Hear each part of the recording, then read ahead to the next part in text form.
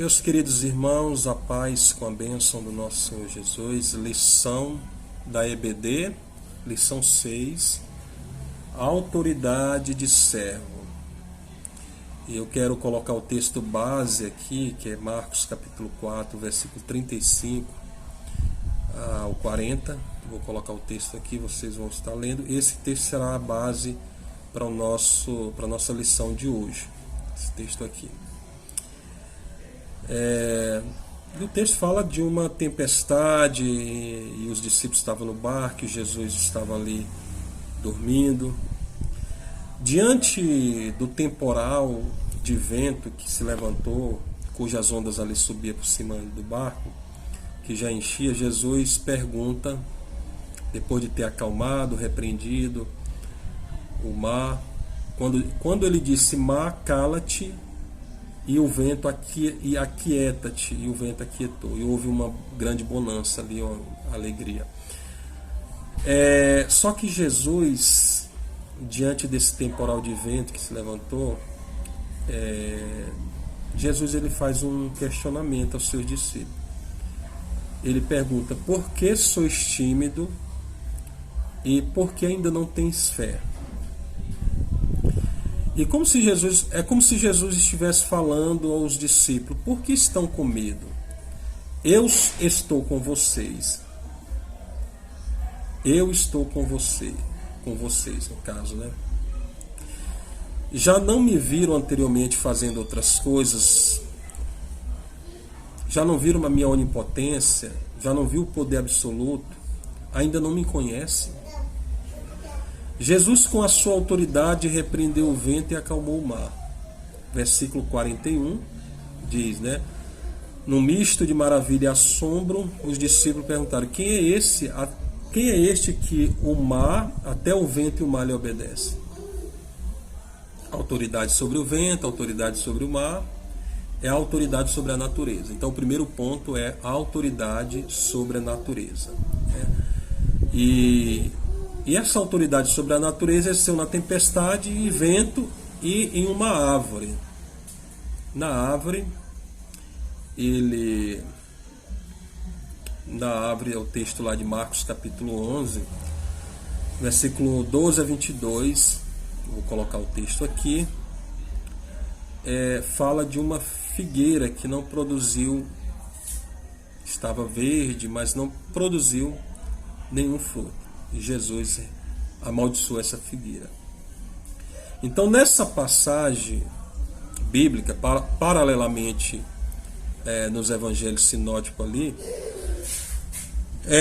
nós entendemos que era natural esperar que houvesse figos maduros nessa árvore, mesmo porque as folhas da árvore eram um sinal de que havia frutos. Todavia, parece que não havia frutos bons para se comer. Então, quando a expressão de Marcos, ao escrever ainda não era chegado o tempo das árvores produzirem, parecia muito inexplicável que Cristo considerasse uma árvore estéril, embora tivesse folhas e as amaldiçoasse como tal. Quando sabia, na verdade, que não havia chegado o momento de produzir figo.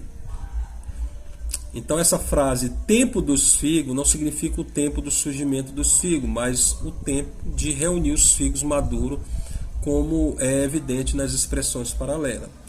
E podemos notar também, em outras passagens, que a frase tempo dos frutos se refere ao tempo da colheita dos frutos maduros. Exemplo disso é o texto de Mateus 21:34, que diz: e chegando o tempo dos frutos, enviou os seus servos aos lavradores para receber os seus frutos. E uma versão paralela a essa de Marcos 12:2, na época da colheita enviou um servo aos lavradores para receber deles parte do fruto da vida. Era o tempo dos frutos de ser colhido. Portanto, a questão aqui nesse estudo é que Jesus não encontrou figos maduros para comer. E deveria ter encontrado, e então, usando da sua autoridade, amaldiçoou aquela figueira, né? No dia posterior, essa figueira estava seca.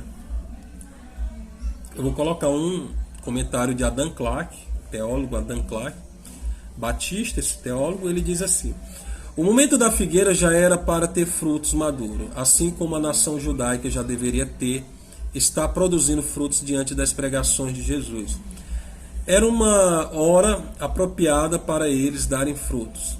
Jesus não amaldiçoou a figueira por algum ressentimento, mas lançando uma sentença para a nação de Israel: a ruína final de todo o Estado judeu pelos romanos. E o mesmo comentário de Adam Clarke diz: Jesus estava pregando a doutrina do arrependimento e salvação entre eles por mais de 3 anos. Influências mais escolhidas do céu haviam caído sobre ele. E tudo foi feito nessa vinha que deveria ser feito, a fim de torná-la frutífera. Aquela hora, agora estava próximo o tempo em que Deus enviaria frutos bons, frutos da nação de Israel, e se não produzisse, a árvore deveria ser cortada pelo machado romano. Então vamos falar do segundo tópico, que é a autoridade sobre os demônios. E nós temos o texto de Marcos 3, 14, 15. Diz assim: nomeou 12 para que estivesse com ele e o mandasse a pregar para que tivesse o poder de curar a enfermidade e expulsar os demônios. Jesus deu poder, que é autoridade, poder, para seus discípulos e para todos os cristãos que pregam, para pregar o evangelho, curar a enfermidade e expulsar os demônios no seu nome. A autoridade de Jesus é reconhecida pelos demônios. Marcos 5,6 diz: e quando viu Jesus ao longe, correu e adorou. Até os demônios se prostraram diante de Jesus,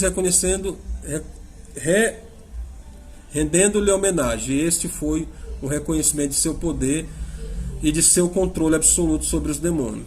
Marcos 5,12: e todos aqueles demônios lhe rogaram, dizendo: manda-nos para aquela manada de porco, para que entremos neles. Isso aqui é uma autoridade sobre os demônios. A autoridade de Jesus é inquestionável, né? Nós vamos ver em Marcos 9, 17, 27. Eu vou colocar o texto aqui, ele é muito extenso, que vai do capítulo 9, 17 ao 27. Aí vocês vão poder meditar nele. E vou fazer um resumo desse texto aqui. Primeiramente, nós vamos ver que nesse texto, de Marcos 9, 17 a 27, nesse texto, a queda de qualquer argumento de que a doutrina da influência demoníaca é falsa. Jesus Cristo jamais daria apoio ou faria alguma encenação para justificar que a doutrina da influência demoníaca é verdadeira. Jesus realmente ordenou aos demônios que saísse do corpo daquele jovem. Espírito mudo e surdo, eu te ordeno, sai dele e não entre mais nele. Ali não se tratava de uma doença como a epilepsia, como alguns têm argumentado. Era a possessão demoníaca mesmo. E esse jovem foi liberto mediante a autoridade inquestionável de Jesus Cristo, o servo de Marcos. A expulsar o demônio, todos os sintomas da aparentemente doença saíram ou caíram por terra. O jovem voltou a ouvir e falar, e a influência diabólica, e causada evidentemente pela influência diabólica. A autoridade de Jesus para expulsar demônio, nós temos Marcos 3,15, e para que tivesse o poder de curar a enfermidade e expulsar demônio, e estes sinais seguirão os que crerem em seu nome, expulsarão os demônios, falarão novas línguas.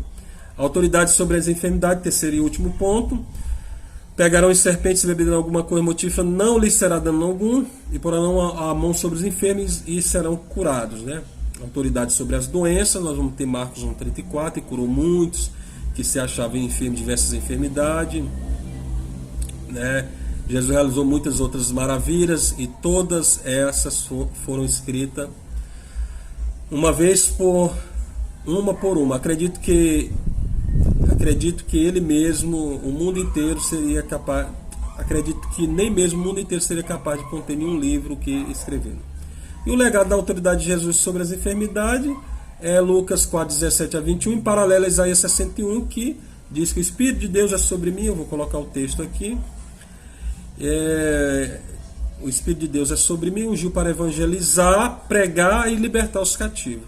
Que resume totalmente a lição, né? Que Jesus é o servo que cura, que liberta e que anuncia o reino de Deus. Autoridade para levar a esperança muito. No decorrer do seu ministério, Jesus prova de fato, através de sua autoridade, que o que afirmou no seu primeiro sermão não ficou somente nas suas palavras aos ouvidos, mas através dos milagres, cura e libertação aos olhos de quem o seguia. Eis aqui a esperança para muitos. Que Deus em Cristo te abençoe grandemente, em nome de Jesus.